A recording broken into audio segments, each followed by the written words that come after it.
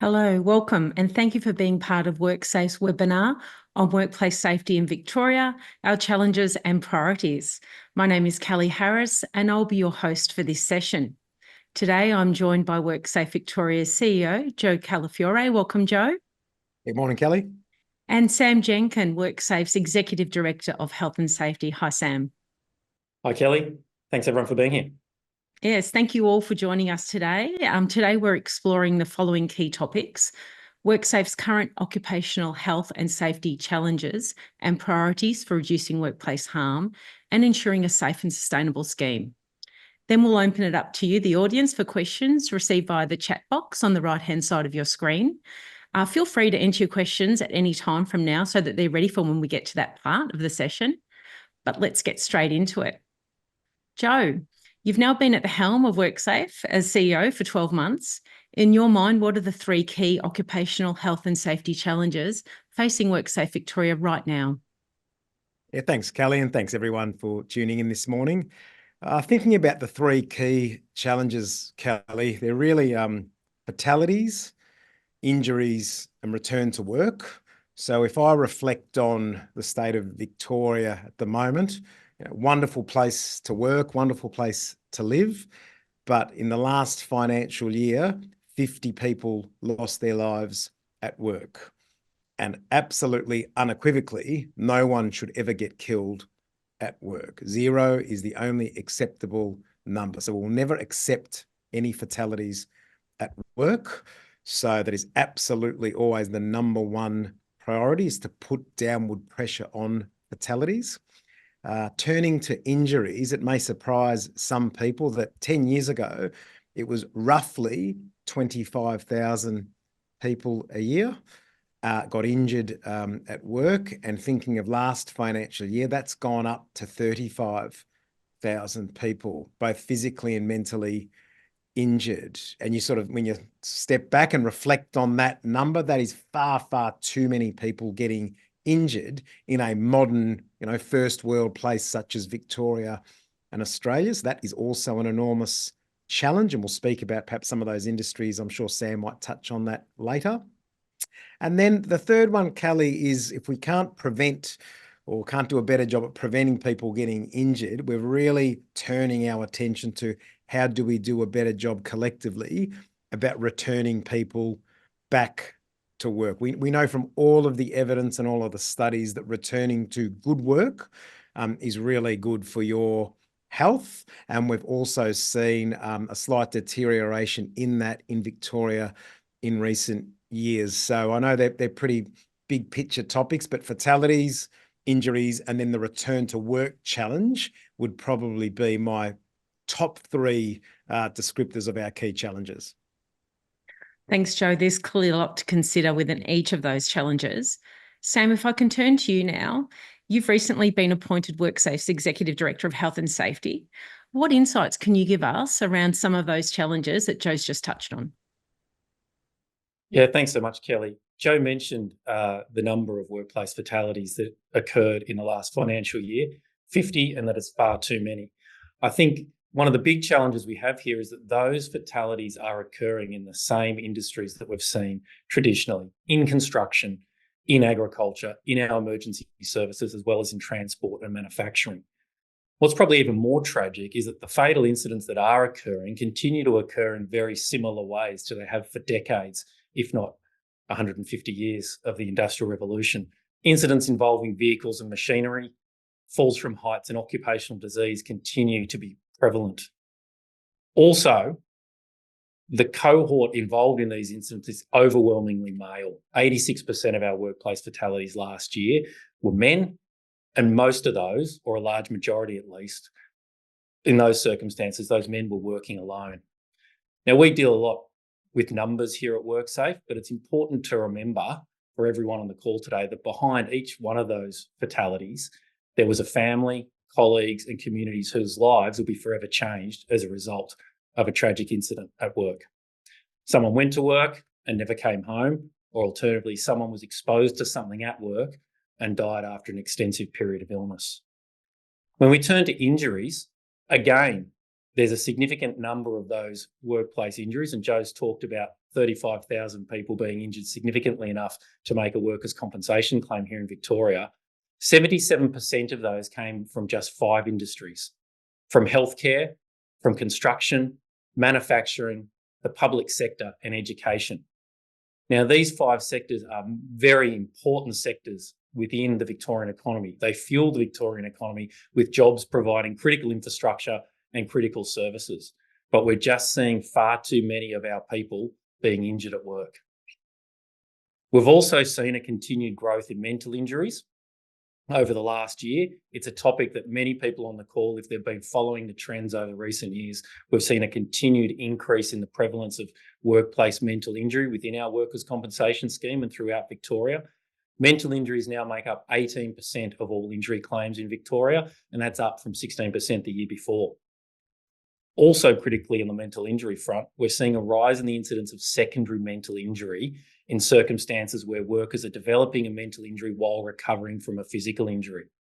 So we know that around 80% of workers with a physical injury who are unable to return to work within 2 years of that injury will go on to develop a secondary mental injury, making their return to work even more challenging.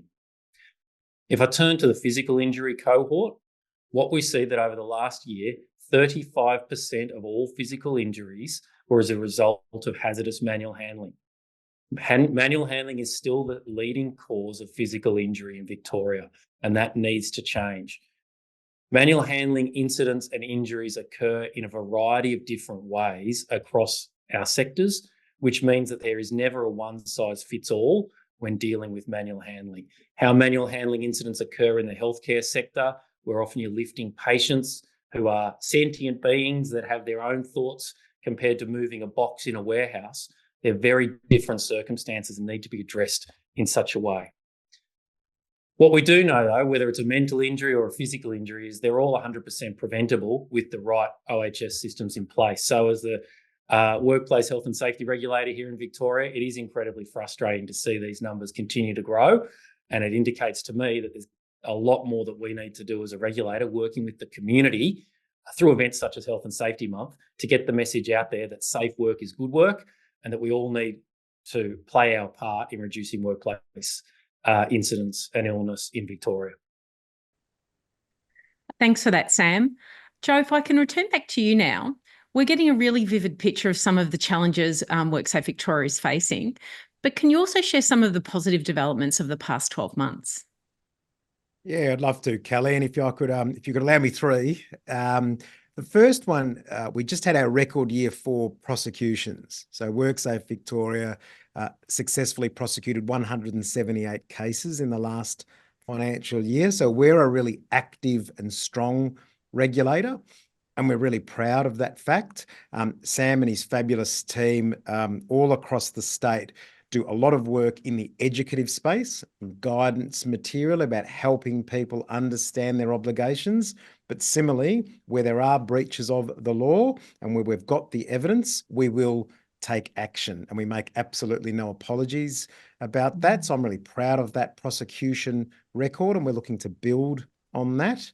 I would say, sort of thinking about the return to work space, Kelly, the establishment of Return to Work Victoria, it is absolutely well known that this scheme has had challenges in recent years. So about a year ago, we established Return to Work Victoria, headed up by an executive, Jason Lardelli, and we've set up a $50 million fund over the next 3 years. And we're really quite excited by this because it allows WorkSafe to partner with new people, to try some new things. We're all in agreement about the importance of return to work.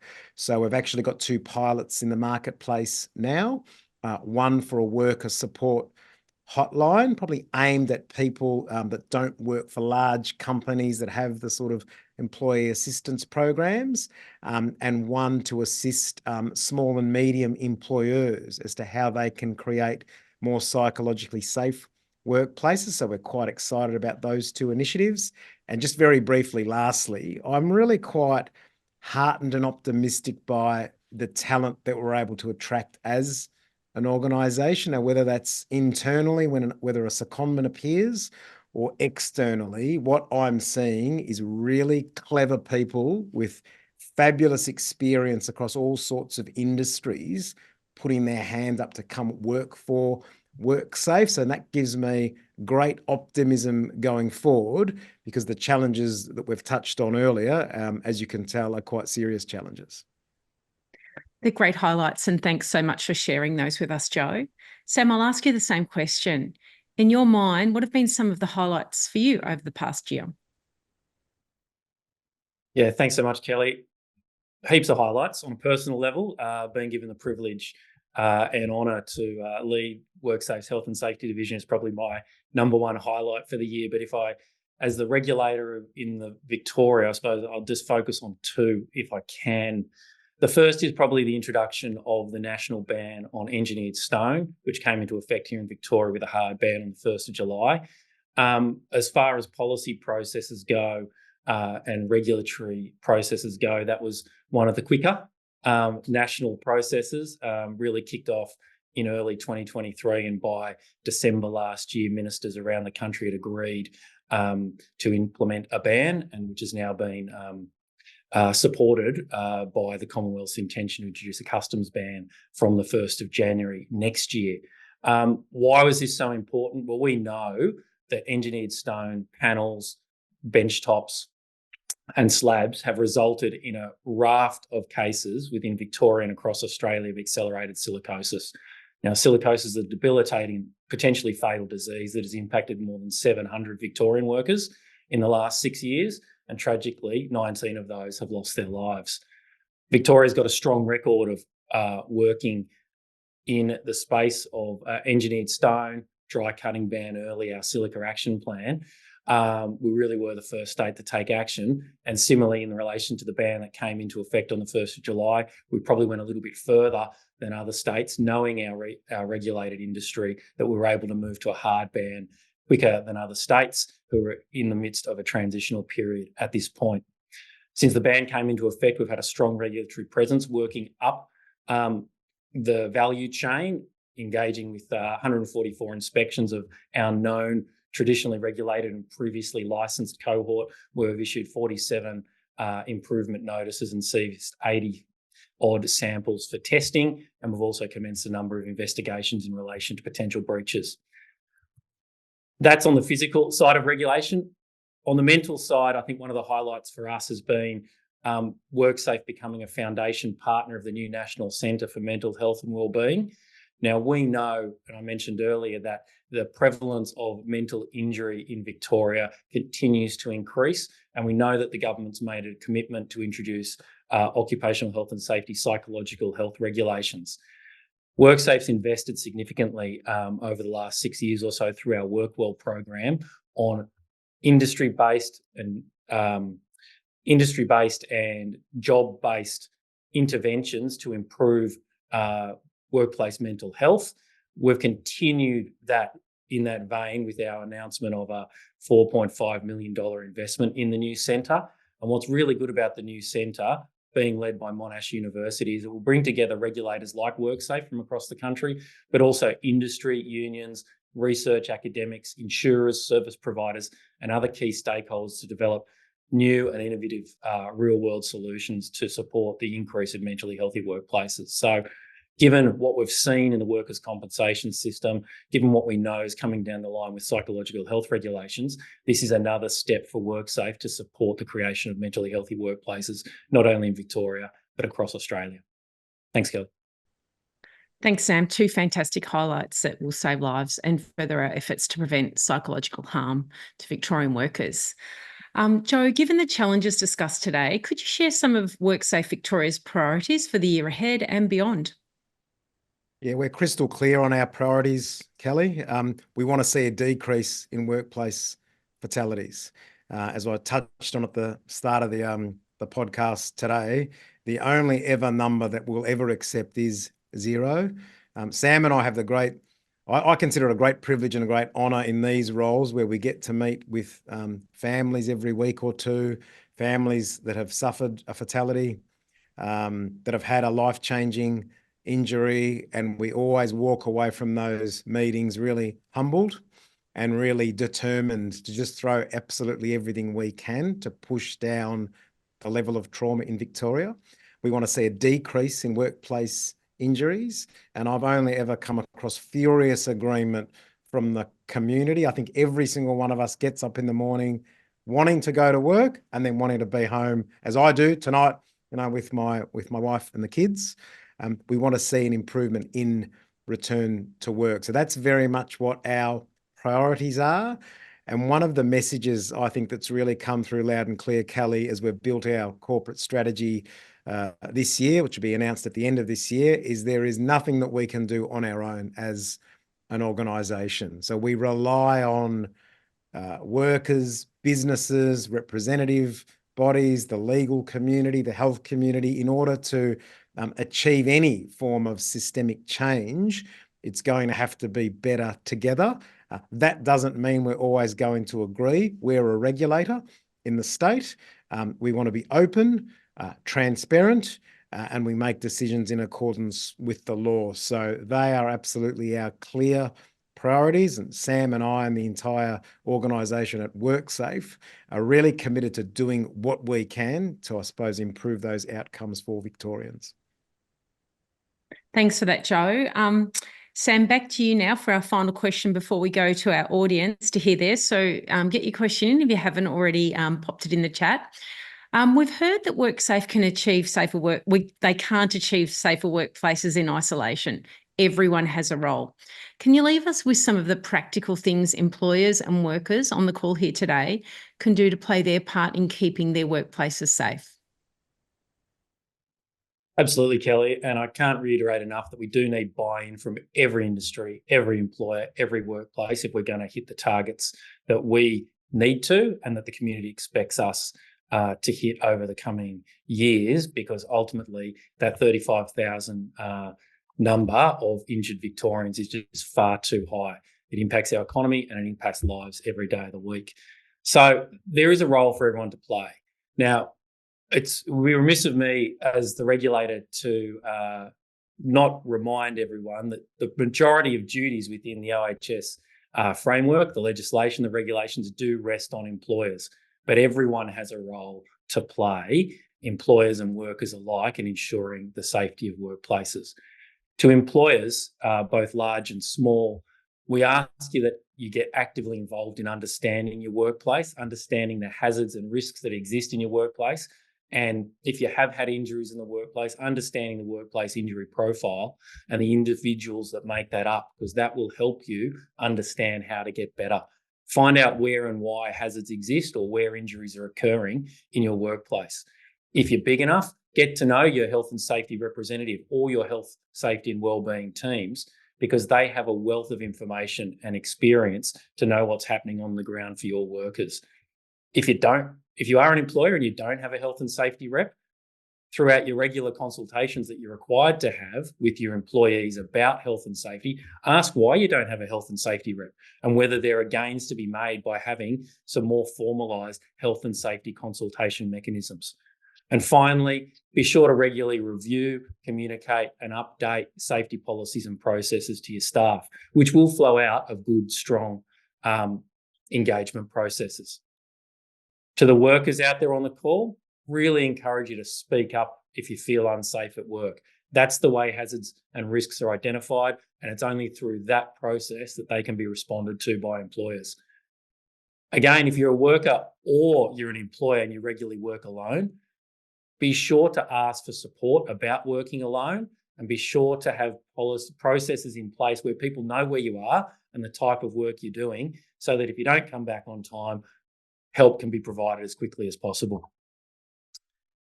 Back to workers in particular, again, get to know your health and safety representative if you have one. Again, it's worth asking your colleagues, if you don't have one, whether there's benefit in having a health and safety rep in your workplace. And be proactive to understand your rights and responsibilities in the workplace too, both through the legislation itself, but also through your workplace-based policies and procedures. If you need information, WorkSafe has a wealth of it available across industries and hazard specific. We have codes of practice where appropriate. We have guidance material. We have Q&As on our website. So Our website has a wealth of information at your fingertips, no matter what industry or issue you're seeking to address. Similarly, if you're not so good on the web, or you want to speak to someone in particular about the issues you've got, our WorkSafe advisory service is open for extended hours every day of the week, work days, and is always an available source of advice and support if you have any questions or concerns, both about health and safety, but also about the workers' compensation system and the injury management process. So there's lots of information available. We're not the only ones that provide information. We provide great information, but you can also get support if you're an employer from your employer association, if you have one. They engage regularly with us, some of our key stakeholders throughout the Victorian Congress of Employer Associations, that enable us to have a similar message tailored to your particular industry. So in closing, everyone has a role to play. Know your rights and responsibilities, and we'll get there. Thanks, Kelly. Thank you, Sam. So now it's question time. So I'm going to just go to the questions here and throw them up to you and Joe. I'll go to this first one that's had 32 pushes. So it's obviously something that everyone wants to hear about. So I know you've mentioned it a couple of times, the 35,000 number. So you mentioned the rise in injuries from 25,000 to 35,000 in the past 10 years, which on paper sounds terrible. But how does that compare on a per capita basis? And is that in fact trending up or down? And then there's one little bit at the end. Also, is this just because mental injuries are being reported better than they were 10 years ago? So it's a big question. That's a very big question. Perhaps if I start and then throw to Sam. So it's both, actually. So the growth in injuries is outstripping what you would call normal population or workforce participation growth. So that would be the first point. And then the second point would be it is both. So the person who wrote that question is absolutely correct that we've got a rise in mental injuries. That is true. But similarly, we have a rise in physical injuries too. So outstripping the normal rate and an increase in both is what we're seeing. Yeah, I could only agree with Joe there, but I would say that we tend to take this into account when we consider our activity. While we talk a lot about raw numbers today, we do look at claims rates, both at the industry-based level and globally, to take into account the growth or, where appropriate, the contraction in the Victorian economy. So one of our headline measures of workplace injury is the claims per million hours worked. It's probably the least worst measure, and it's one that's used consistently across most jurisdictions in Australia, though, of course, the base and the differences in the workers' compensation system mean there's some slight variations amongst states. But ultimately, using the million hours worked measure enables us to get a ratio that takes into account changes in the size of economy, the number of workers, and therefore the hours being worked. Sam, another burning question, and this one probably will be directed to you in your role. What is the priority of WorkSafe inspectors, education or enforcement? That's a really good question. Again, I'm going to steal a line from Joe's book there. The answer is both. The Green Book, the act that requires and outlines what WorkSafe's role is, provides us with both an educative and an enforcement role. Those two are inseparable. What I would say when it comes to our inspectors, though, they take a constructive compliance approach in the work that they do, but there's a raft of other parts of our business that are focused on that more educative part. So many people on the call might be aware of the enforcement pyramid, where your compliance and enforcement, the pointy end, the prosecution, is right at the top. But we start with education and advice at the bottom. There's a raft of work that we do through our advisory service that I've already mentioned, through our website that I've already mentioned, through our partnerships and sponsorships with organisations throughout Victoria, and through our marketing and communications campaigns that really focus on educating employers and educating the community about workplace health and safety. our inspectors probably start their work a little bit further up that pyramid, but when they go into a workplace and they see an issue, they'll take a constructive compliance approach in the first instance to talk to the employer about the issue that they've identified and ways that they might need to address it. How they address it might be through something that's rectified at the time of inspection, or it might be through the issue of an improvement notice, or in a more immediate danger sense through a prohibition notice. But ultimately, our job is to prevent workplace harm through both a combination of education and compliance. Thanks, Sam. Another question. We've mentioned prosecutions a couple of times today. The question is, how effective are prosecutions considering injuries? Statistics have increased somewhat. Yeah, I'll take this one, Joan. You might be able to chime in. This is a question we regularly receive. Are prosecutions having the deterrent effect that we say they are, and that the law suggests they should be, and the courts suggest they should be? We think yes. Ultimately, in the absence of the pointy end of the enforcement pyramid and us taking compliance action, we don't know whether the workers' compensation claims numbers, injuries in the Victorian economy and in workplaces would be even greater. We do a lot of work to promote the outcomes of our enforcement activity through media releases, through our regular communications with employers. And if you aren't subscribed to our newsletters, please take this opportunity to do so, because you can get information directed straight to your email inbox about new things that are coming and our prosecution activities, as well as our marketing education campaigns. But ultimately, we would say that yes, our prosecutions are having a strong deterrent effect. Whether we would like to have those more or better communicated and more acknowledged and responded to, absolutely we would.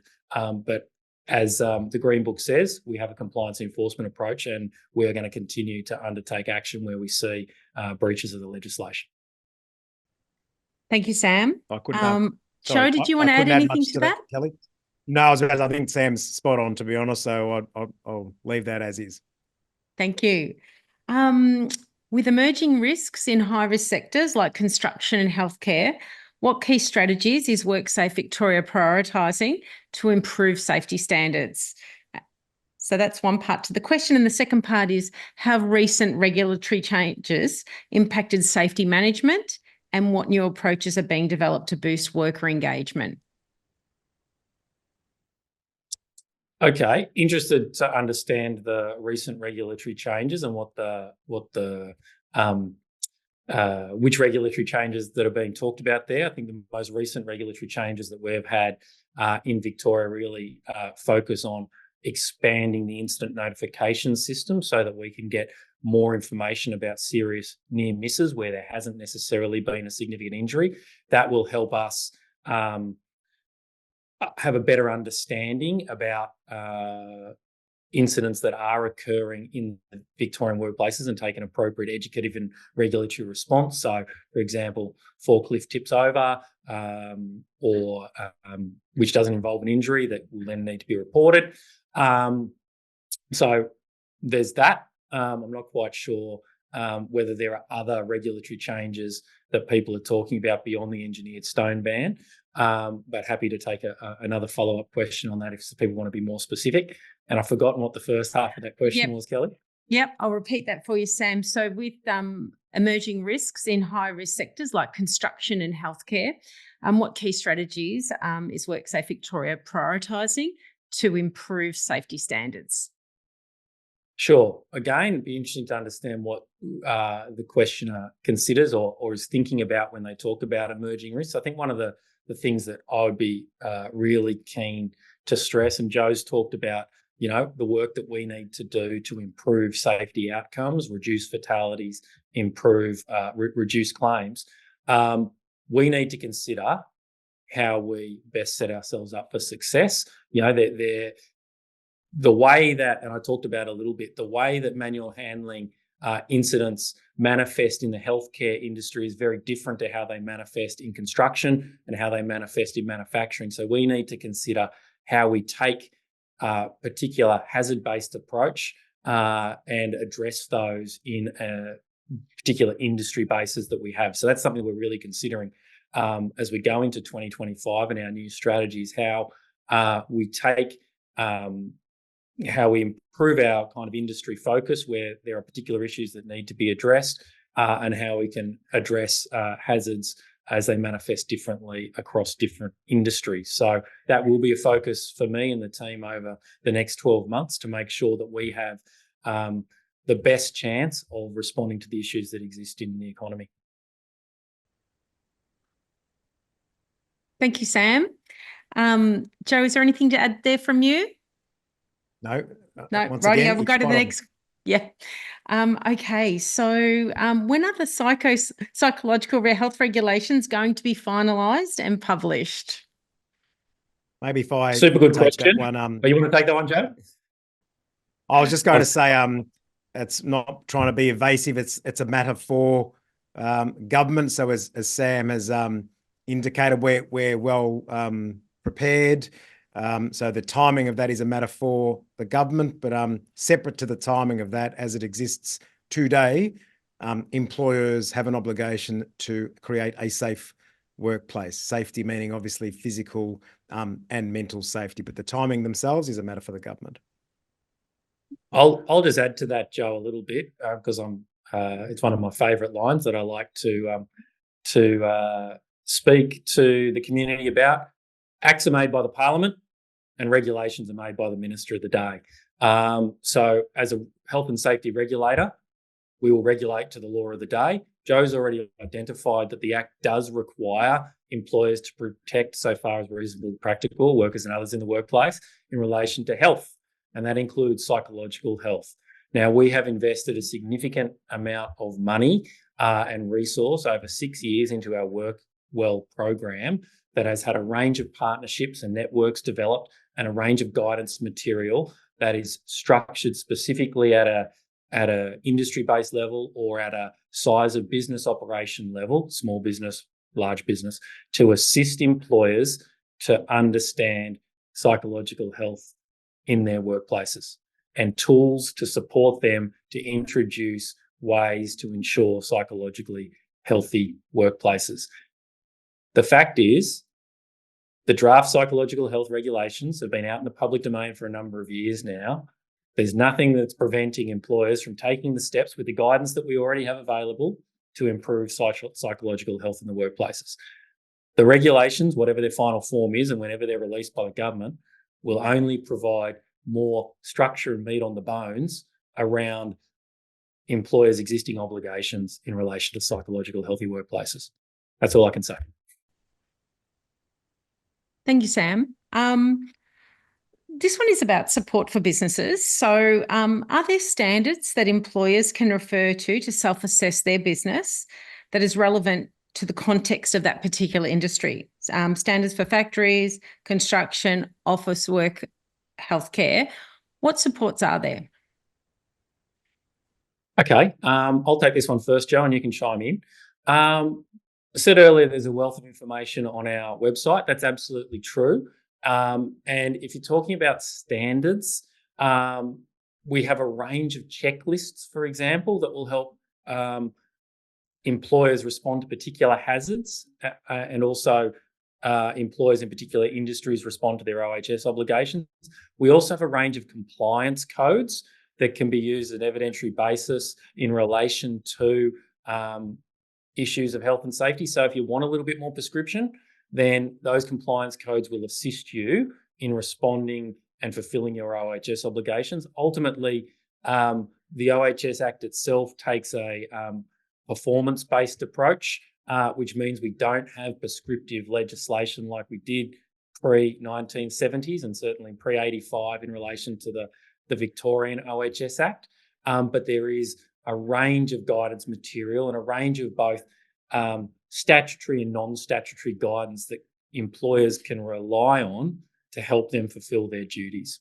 Ultimately, and most importantly, employers need to consult with their workers, because employers and workers on the shop floor in their own workplace are best placed to understand the challenges and how best to respond to them.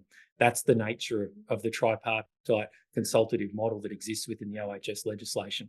So yes, we're here to help, but the best approach is, of course, in the first instance, to talk it out within the workplace, because that's where the answers are likely to be. Great, thank you, Sam. There's another question about training. Can a workplace have their manual handling training WorkSafe approved? Or how can an employer ensure that the training that they provide to their employees meets regulatory requirements? Okay, I'll take that one as well. And Joe, again, you can chime in. We're not in the business of endorsing training as such or giving the tick of approval for employers and the steps they've put in place. There is a role for employers to do what is reasonably practicable. Only a court can ultimately determine whether something is reasonably practical under the law. That said, we provide a range of information and webinars and support for employers to implement good manual handling practice. We know that manual handling training in and of itself is not, it's a lower order control. So sending your workforce off to back to basics, I think it was called, it's been is an administrative control, and one that is in many instances going to be insufficient to respond to your obligations and to really seriously reduce the risks of manual handling injuries occurring in your workplaces. Ultimately, you want to, wherever possible, engineer out those risks from the workplaces, reduce the amount of lifting where possible, have lifting supports where possible. That's the best way to reduce manual handling risks. So manual handling training in and of itself, it can be beneficial, but it needs to be part of a comprehensive suite of responding to the challenge, rather than being a tick and flick exercise. I've sent my workers off to manual handling training, therefore I've done my job. Thanks, Sam. There's lots of questions about injured workers, but generally one question that's come up is, what is WorkSafe doing to help injured workers? Maybe if I take that one. We do a number of things, Kelly. I know this might seem a slightly unusual thing to say, but the first point is listening. See, no individual worker's recovery pathway is the same. The three of us on this podcast today might have the identical injury, but have very different circumstances at our workplaces. So the first thing that we really try and embed is listening.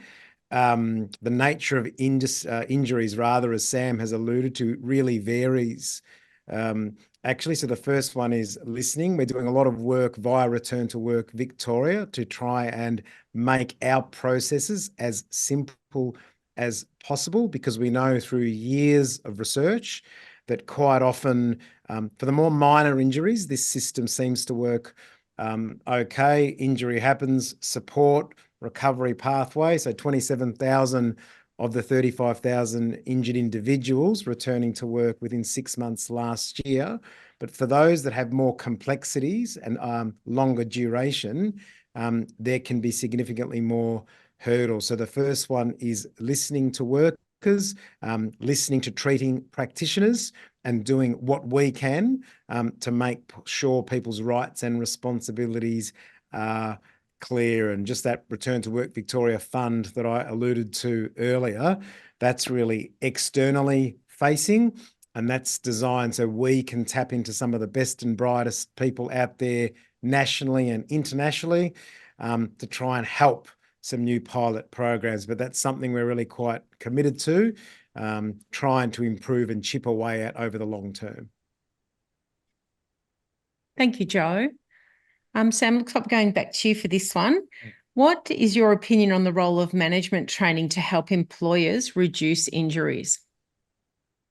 Thanks, Kelly. And it's a part of the process. So managers and supervisors need to have the right information and support in order to fulfil their obligations under the OHS framework.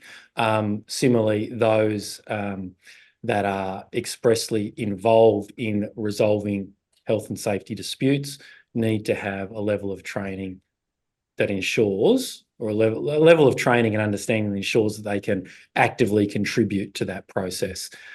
Just last week, I had the privilege of facilitating a discussion with stakeholders, employer associations, unions, about this very issue and how we might come to agreement wherever possible about what the types of competencies that are required to take on that management and supervision role could be agreed upon, because ultimately management training has been an issue that's been kicking around since as long as the Maxwell Review and the introduction of the new OHS Act in 2004, but probably even longer. So we know that the training for health and safety representatives, those representing workers within workplaces, is mandated, or the competencies are outlined and WorkSafe endorsed from that perspective, as opposed to the training itself, and that there are regulatory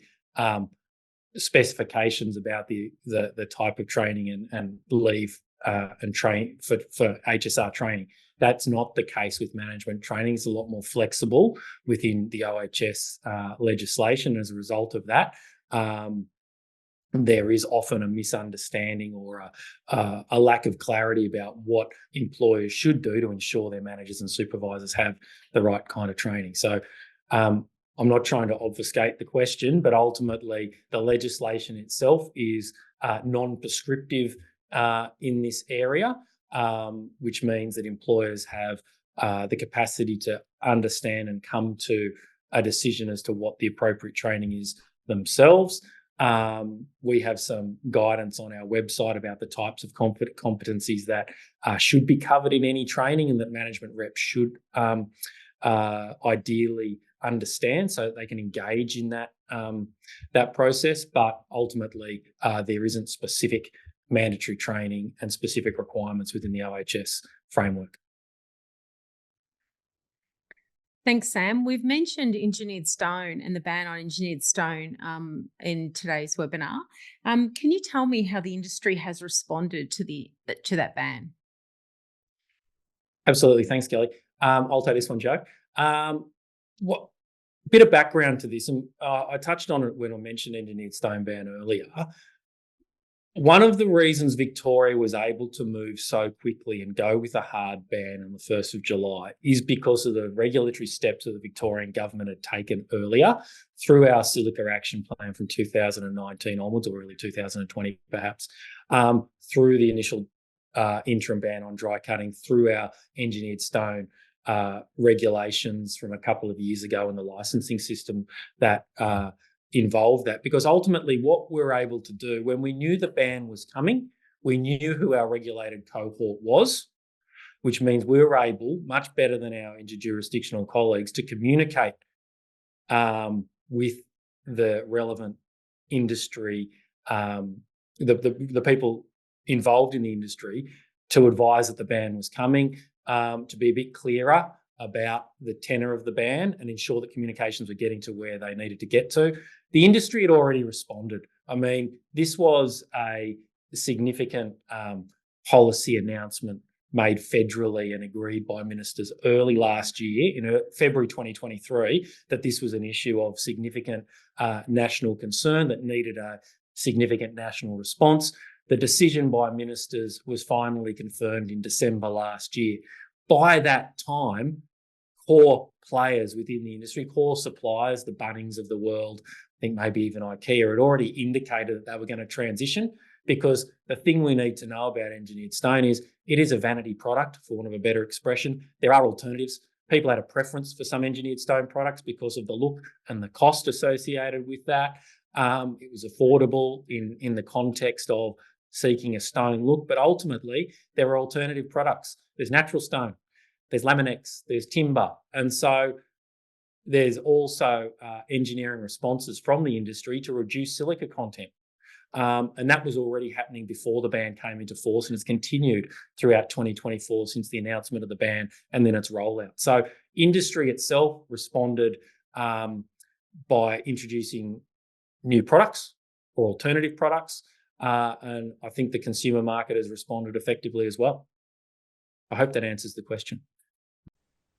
Thanks, Sam. We've got lots of questions. Some of them are after quite a bit of detail on specific, supports to be provided to injured workers. So we will give you a contact details at the end of this, where you can actually phone up and get that information that you actually need. But here's one around around statistics. Are you able to highlight any positive reductions in the statistics? You've covered the rise in manual handling injuries, but are there any reductions? Any reductions? Look, I think one of the key reductions has been, and again, I'll use the same writer that Joe said, that no workplace fatality is acceptable. But we did see a reduction in workplace fatalities across the last financial year from the previous year. I think may have been 79 or even 80 the previous year. So we did see a significant reduction in 2024. That's fantastic to see a reduction. But again, no workplace fatality is acceptable. And what I would say about those workplace fatalities, when we think about risk and we think about hazards, it's important in the OHS framework. Our statistics often focus on outcome, but it's important to note that an incident may result in a workplace fatality, may result in a serious injury, may result in a minor injury, or may result in no injury at all. And so that's why, while we talk about workers' compensation claims as possibly the best proxy we have for the prevalence of workplace injury, we know that some people don't claim, and we know that we can't really measure what we prevent. So what I'd say about those workplace fatality figures, while we have had a significant reduction, they do remain overwhelmingly male, and they do skew to the older demographic.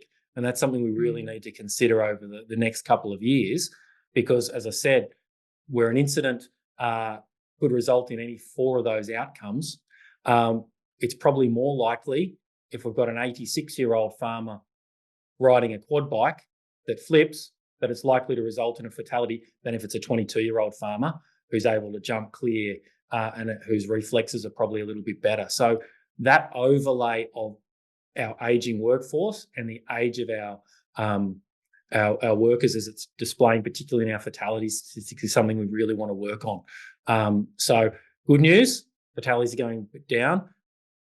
Bad news, or the opportunity for us to continue to improve our messaging and improve our engagement with the community, is overwhelmingly male, increasingly working alone, and increasingly older demographic whose physicality in their ability to do the jobs they may have traditionally done for the last 40 years may be diminishing as they get older. So that's something we really need to focus on.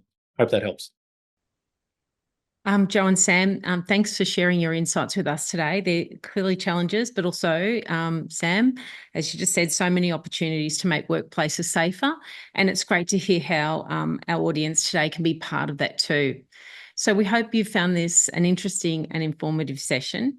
The webinar will be available on WorkSafe's website in the coming weeks. We very much value your opinion on our Health and Safety Month events. Shortly, we'll be sending you an online survey. Please provide your feedback so that we can incorporate your suggestions into our program next year. All respondents will go into the draw to win one of 5 $100 gift cards. And we'll shortly show you on screen a list of all the contacts or programs that we've covered today. If you have any requests for further information, and there were a lot of questions there around injured workers, return to work plans, medical practitioners, please get in touch. We, as Sam mentioned earlier, we have our advisory service that is open from 7:30 in the morning to 6:30 in the evening, Monday to Friday. And we always have our emergency line open 24 hours a day, 7 days a week. So again, a big thank you to Joe and Sam. Thank you all for being part of this webinar, and stay safe.